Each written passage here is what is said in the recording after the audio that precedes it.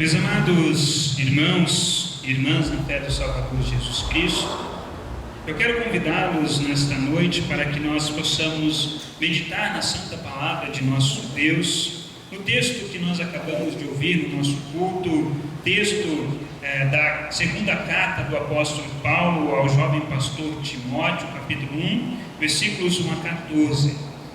E sobre este texto eu quero convidá-los a meditar sobre o tema capacitados por Cristo para testemunhar. Que o nosso bondoso Deus, que é Pai, Filho e Espírito Santo, nos ilumine neste momento em que nós queremos meditar em sua santa e bendita palavra. Que a mesma fale aos nossos corações e nos traga o consolo que vem do alto, transformando a nossa vida por inteiro e direcionando esta vida para os caminhos do Senhor. Amém.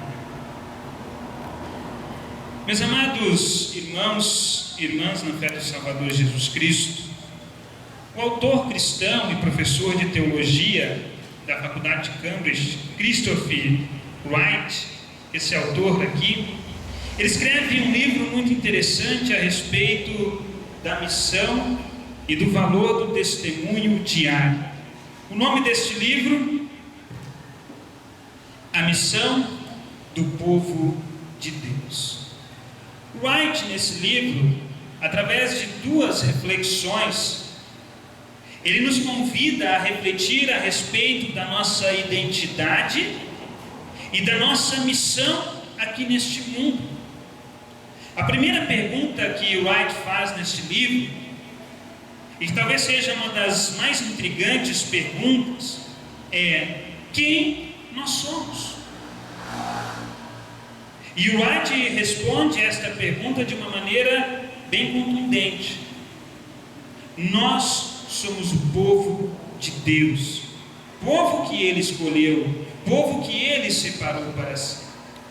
E a segunda pergunta que Wright faz a partir disso, de definir a nossa identidade, é: por que estamos aqui? E ele também responde de uma forma clara e bíblica: nós estamos aqui para fazer a missão de Deus, para sermos os seus arautos, para proclamarmos as virtudes, a glória e o nome de Deus, através da nossa vida. E na sua reflexão, através dessas duas perguntas e dessas respostas, Wright ele levanta muito mais perguntas do que respostas. E duas são, de certa forma, importantíssimas para nós entendermos essa identidade e para que nós possamos compreender bem esta missão. Quando e como? Quando nós devemos testemunhar e fazer esta missão? Como nós devemos fazer isso? E para Wright não tem segredo. A missão do povo de Deus se dá através da sua vida como povo de Deus. Se dá no dia a dia, nos relacionamentos, no viver a sua fé, assim como nós fomos resgatados desde o dia do nosso batismo. Como e quando testemunhar? Essas duas perguntas, meus amados irmãos, elas também estão presentes no nosso texto bíblico, na segunda carta do apóstolo Paulo a Timóteo. E com isso o apóstolo Paulo revela a nós qual é a importância e a urgência da nossa missão aqui neste mundo. A segunda carta do apóstolo Paulo ao jovem pastor Timóteo, ela foi escrita em um momento muito difícil da vida do apóstolo. Ao que tudo indica, esta carta ela foi escrita bem no finzinho da vida do apóstolo Paulo, por volta ali dos anos 66 ou 67. E nesta ocasião, Paulo estava preso em Roma. Prisão esta onde ele sofreu muito. Em Roma, Paulo experimenta os piores castigos que uma pessoa pode sofrer por causa da sua fé. E mesmo assim, não perdeu o seu objetivo principal. Pelo contrário, mesmo com todo o sofrimento pelo qual o apóstolo estava passando, ele ainda encontra força, encontra ânimo para poder motivar o jovem pastor Timóteo, a quem ele chama de filho amado. E motivar para quê? Animar para quê? Para que Timóteo pudesse participar sem medo e sem vergonha da difícil tarefa de anunciar o Cristo crucificado e ressurreto. Em outras palavras, animar, fortalecer ao jovem pastor Timóteo para que se mantivesse firme nesta fé e ainda a testemunhasse a todas as pessoas. Para isso, meus amados irmãos, para que essa tarefa alcance o seu objetivo, o apóstolo Paulo aqui faz referência a um dos fundamentos mais importantes para a nossa fé. Um dos fundamentos que é mais importante para a nossa vida, também nos dias de hoje. Paulo faz referência à educação. Entretanto, Paulo não fala de qualquer tipo de educação ao jovem pastor Timóteo, mas ele fala da educação que Timóteo havia recebido em casa. Educação que ele recebeu da sua avó Lóide e de sua mãe. Valores e referenciais que eram marcas bem presentes na vida do apóstolo. Uma educação, meus amados irmãos, que demonstra a fé que Timóteo tinha. Uma fé que não era apenas de aparência, mas sim uma fé verdadeira, que comunicava o Cristo verdadeiro. Olhando do ponto de vista humano, para a realidade que o apóstolo Paulo está vivendo, talvez a maioria de nós iria afirmar que essa talvez não fosse uma boa hora, talvez não fosse um bom momento para o apóstolo Paulo incentivar alguém a continuar realizando essa tarefa tão sublime, que é anunciar o amor de Deus, amor que está revelado em Jesus para o mundo pecador.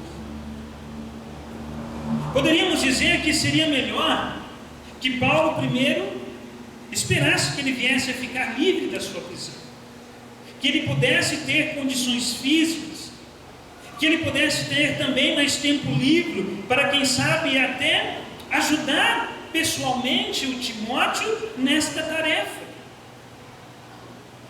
Na cadeia Paulo está fraco, humilhado e limitado. E a grande questão é como ele, o apóstolo Paulo, nesta situação, ainda pode se preocupar em comunicar Cristo ao mundo. Deveria ele, talvez, primeiro se preocupar com a sua própria situação. Essa, às vezes, meus amados irmãos, é a nossa realidade também. Aguardamos uma oportunidade melhor para servir e para testemunhar na igreja. Quando eu tiver mais tempo, quando eu tiver mais dinheiro, quando eu tiver menos problemas. Essas são algumas das afirmações que muitas vezes nós usamos para nos justificar do pouco envolvimento com o trabalho da nossa congregação. E esse pouco envolvimento, ele acaba indo adiante e se refletindo também no nosso testemunho diário, onde nós usamos dessas afirmações para que nós não precisemos nos envolver com essa tarefa valiosa que Deus deixou a nós, o seu povo, a sua igreja. Não tem tempo, não sei fazer. Uma frase que eu ouvia muito na outra comunidade que eu estava: pastor, peça-me o que quiser, menos isso. Aí eu fui listando quantas vezes essa pessoa disse isso, Então era melhor não pedir nada, porque ela não fazia nada. Meus queridos, o apóstolo Paulo, ele viu em seu sofrimento, ele viu na sua prisão a oportunidade certa para falar de Jesus para Timóteo e para poder incentivá-lo no trabalho de testemunhar Jesus para as pessoas. Trabalho esse, meus amados irmãos, que não pode parar. Diante das suas algemas, diante do seu corpo fragilizado pelos açoites e pela limitação física da prisão, Paulo experimenta na sua própria realidade de dor os cuidados e a companhia de Jesus.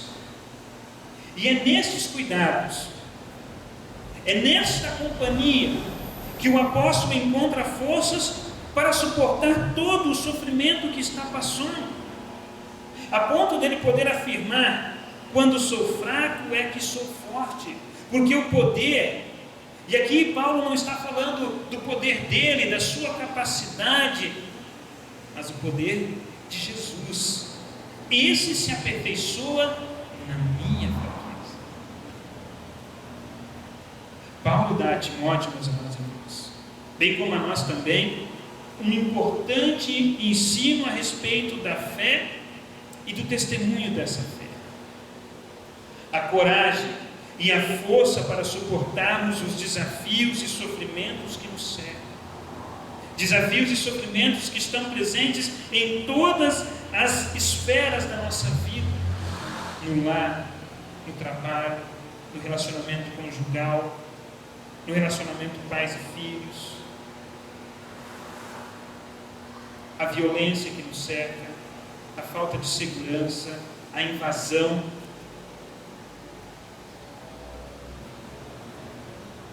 É em Cristo que nós encontramos forças e coragem para suportarmos esses desafios, principalmente também em relação à nossa fé. A força e a coragem não está em nós, mas está fora de nós. Este é o ensino do Paulo. Essa força quem nos dá é Deus, por meio de Jesus, o nosso Salvador. É Deus agindo em nós. Como? Cuidando, fortalecendo, animando, consolando nos momentos difíceis. Como nós precisamos desse consolo de Deus, né, meus irmãos? Como nós precisamos ser amparados, consolados e cuidados pelo nosso Deus. E Ele age não só em nós, mas por meio de nós. Por meio de nós, Deus também cuida, anima e consola o nosso próximo. E como Ele faz isso? Por meio do nosso testemunho. Ao incentivar Timóteo a não desanimar, mas continuar firme na fé, testemunhando por meio dela o Salvador Jesus a todos que estavam à sua volta, Paulo lembra que a nossa fé, que a nossa pregação, elas estão unidos em Cristo Jesus. Por isso ele vai falar, porque nós pregamos o Cristo crucificado, loucura para os gentios e escândalo para os judeus. Respiremos. Aqui cabe uma pergunta que nos leva a uma reflexão profunda. Qual é a relação que existe, meus amados irmãos, entre os nossos sofrimentos e Jesus? Qual é a relação que existe entre os nossos sofrimentos e a morte e ressurreição de Jesus? Vocês já se pararam para se perguntar isso? Como pode a vida de Jesus trazer força para a nossa vida de sofrimentos e de lágrimas aqui neste mundo? Perguntas importantes que merecem uma reflexão profunda. Meus amados irmãos e irmãs em Cristo, quando nós olhamos para Jesus, nós olhamos também para a sua cruz, e foi na cruz que se viu os piores sofrimentos, os piores tormentos. O apóstolo Pedro, em sua primeira carta, ele coloca um pouquinho dessa realidade para nós quando ele escreve: o próprio Cristo sofreu por vocês e deixou o exemplo para que nós sigamos os seus passos. Ele não cometeu nenhum pecado e nunca disse uma só mentira. Quando foi insultado, não respondeu com insultos. Quando sofreu, não ameaçou, mas pôs a sua esperança em Deus, o justo juiz. O próprio Cristo levou os nossos pecados no seu corpo sobre a cruz, a fim de que nós morrêssemos para o pecado e vivêssemos uma vida correta. E para mim, de uma maneira muito linda e completa, ele conclui esse texto: por meio dos ferimentos dele, nós fomos curados. Por meio das suas chagas, como diz Almeida, vós fostes curados. Meus amados, nós podemos destacar aqui 3 coisas importantes no sofrimento de cruz, no sofrimento de Jesus, que se relaciona diretamente com a nossa vida, que se relaciona diretamente com os nossos sofrimentos. Primeiro, Cristo sofreu por nós. Eram os nossos pecados que Ele carregava sobre os seus ombros. Onde nós somos fartos, onde nós não conseguimos fazer a vontade de Deus, Jesus se colocou em nosso lugar. Assume a nossa culpa diante de Deus e carrega agora o fardo pesado dos nossos pecados, o fardo pesado das nossas maldades. E no lugar desses fardos pesados, Jesus nos dá a paz com Deus. Uma paz que se manifesta num novo relacionamento com Deus. Um relacionamento marcado agora não pelo juízo, nem pela condenação, mas pelo perdão e pela nova vida que Deus nos oferece. E através disso, em segundo lugar, Jesus agora nos ensina um novo caminho, o caminho da fé e da esperança. Meus amados irmãos, nós agora temos um lugar onde nós podemos nos refugiar, onde nós podemos buscar auxílio quando a dor dos nossos pecados nos aperta e nos faz chorar. Quando a realidade do nosso pecado nos causa medo, angústia, tristeza e dor. Nós temos um lugar, como diz o salmista, no Salmo 4, onde nós podemos deitar e dormir em paz. E onde é que é este lugar? Aos pés da cruz de Jesus. O nosso Salvador, ao carregar os nossos pecados na cruz, Ele abriu um novo relacionamento com Deus, um relacionamento firmado no amor, no perdão e na graça de Deus. E diante desse novo relacionamento, nós podemos afirmar como salmista: quando me deito, durmo em paz, pois só Tu, ó Senhor, me fazes viver em segurança. E a terceira realidade: por meio dos seus sofrimentos, ou seja, os sofrimentos de Jesus, nós agora somos curados. Meus amados, a palavra cura nesse texto não está se referindo aqui à cura física, não, mas ele está se referindo à cura do maior mal que atinge todas as pessoas, que atinge a cada um de nós: o pecado. E por causa do pecado, a nossa realidade é uma só. Nós estamos mortos diante de Deus. E o que significa estar mortos diante de Deus? Significa que nós estamos separados de Deus, estamos longe do seu reino. E longe de Deus, meus amados, longe do seu reino, nós também estamos longe das bênçãos que este reino oferece: cuidado, consolo, abrigo. Quando o apóstolo aqui afirma que por meio do sofrimento de Jesus nós morremos para o pecado e vivemos para uma vida justa, ele está afirmando o poder curador da cruz na nossa vida. A força desta palavra é que na cruz os nossos pecados são perdoados e nós agora somos ressuscitados, somos nascidos novamente para dentro do reino de Deus.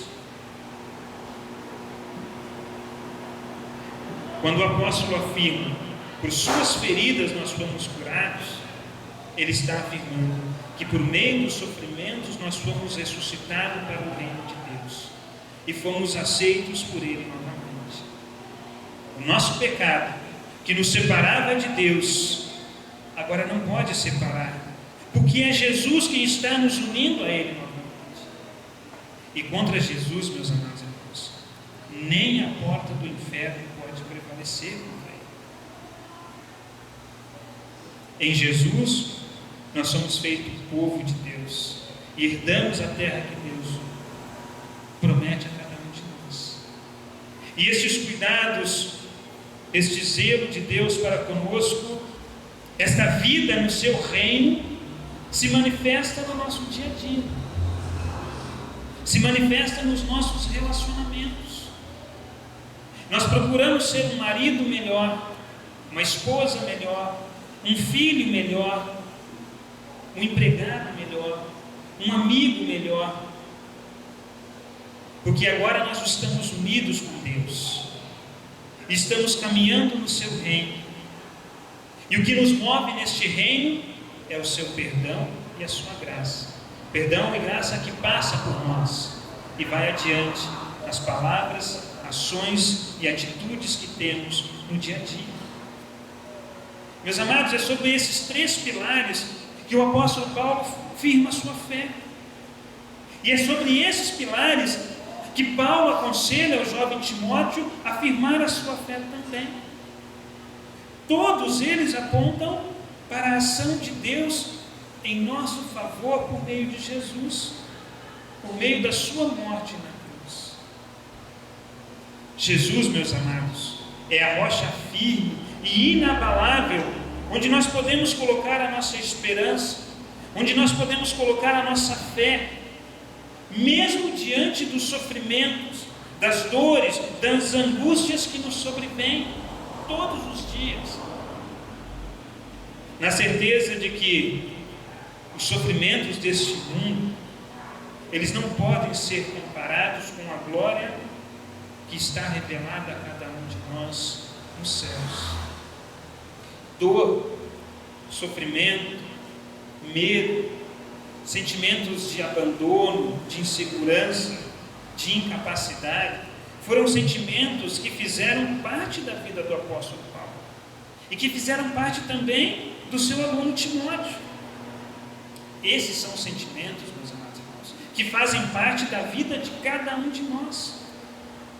Como diz um ditado popular, bem conhecido, cada um de nós sabe onde aperta o calo e faz doer. E esses sentimentos, muitas vezes, por revelar a nós a nossa fragilidade, acaba fazendo com que nos revoltemos contra nós mesmos e contra Deus, e nos perguntarmos: por que Deus? Por que comigo? Por que agora? Meus queridos, ao olharmos para a cruz e vermos o sofrimento de Jesus Cristo para cada um de nós, nós podemos encontrar forças e ânimos para podermos enfrentar esses sentimentos de frente. Na cruz de Jesus, nós descobrimos coisas muito importantes para nossas vidas.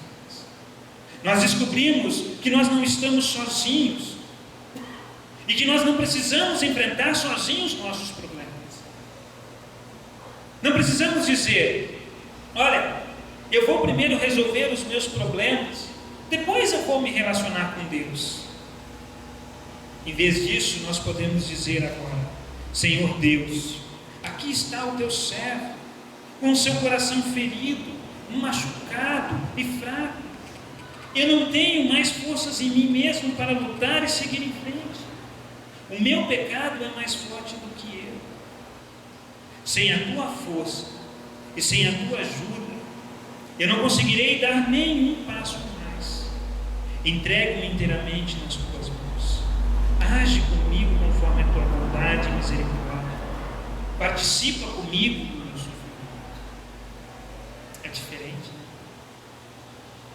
Nós descobrimos também que nós temos um Deus que conhece o nosso sofrimento, pois Ele experimentou pessoalmente em seu corpo. Por isso agora a sua ajuda é real, a sua ajuda é verdadeira, pois Ele sabe o quanto o nosso pecado nos faz sofrer.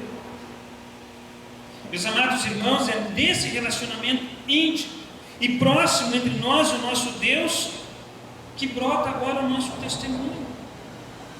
Vivemos a nossa fé e por meio desse viver, o mundo vê a luz de Jesus brilhar em nós por meio do seu cuidado, por meio da força que Ele nos dá para podermos enfrentar as adversidades e também para termos ânimos em falar de Jesus, mesmo em meio aos nossos sofrimentos. Esse é o ensino que Paulo transmite a Timóteo e transmite a nós também, suportando suas algemas e cadeias por amor a Jesus e por amor à salvação que Ele oferece. Nós podemos perguntar, diante de tudo isso que nós vimos, vale a pena? Vale a pena? Paulo responde com o testemunho da sua própria vida. O meu desejo é partir e estar com Jesus, o que é incomparavelmente melhor. Paulo, meus amados irmãos, só pode afirmar isso porque ele já conhece esse relacionamento com Jesus, relacionamento que ele vive constantemente, seja na alegria, seja na tristeza. Quem somos nós? Por que estamos aqui? A resposta a essa pergunta já foi dada no início do nosso culto. Somos o povo de Deus. Estamos aqui para testemunhar a nossa fé em Jesus. E testemunhar esta fé é muito mais do que apenas falar de Jesus às outras pessoas, mas é viver, como o apóstolo Paulo nos ensina, um relacionamento de fé, de esperança e de amor com Jesus. Como? Entregando nossas vidas em suas mãos e permitindo que Ele cuide de nós. E esse relacionamento, meus amados irmãos, ele se inicia com o nosso culto. Ele se inicia neste momento lindo de comunhão. Por isso nós podemos cantar sempre junto com a salmista: entrega o teu caminho ao Senhor, confia nele, e o mais Ele fará. Esse o mais Ele fará é o seu cuidado que se manifesta na nossa vida. E é esse cuidado que se torna o nosso testemunho. Capacitados por Cristo para testemunhar, cuidados e amparados por Cristo para demonstrar esse amor ao mundo. Amém. Nos coloquemos em pé.